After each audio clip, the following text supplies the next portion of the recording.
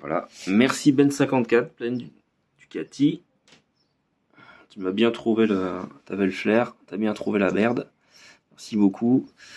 Maintenant, voilà la tronche de la cloche. Celui-là, il est pété, mais j'ai bien l'impression que le petit morceau qui a pété, il est resté dedans. C'est cool. Les petites langues sont bonnes. Là, la langue est un peu bouffée.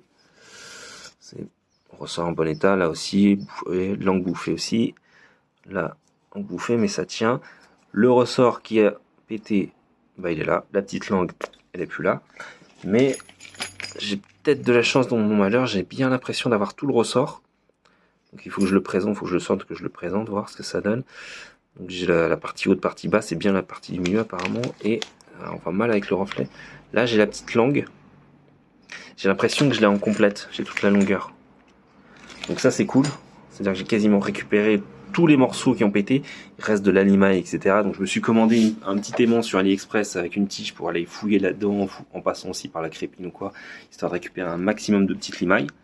Donc ça va être cool. Cloche de merde, c'est sûr, je remettrai pas une cloche comme ça. Mais par contre, les gars, j'aimerais savoir, il y a des petites dégradations à gauche, à droite des griffures, c'est pas méchant. Ça, je vais vérifier le serrage.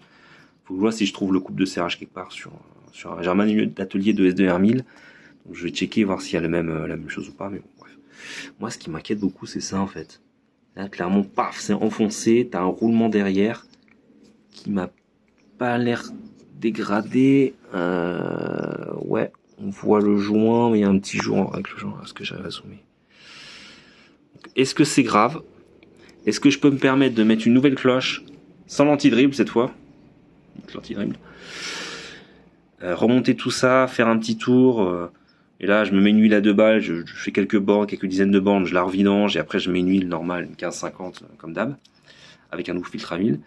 Ou bien, est-ce que c'est la merde ça? Un jour, ça a pété, ça me défonçait le moteur.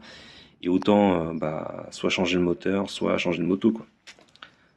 Donc dites-moi les gars ce que vous en pensez.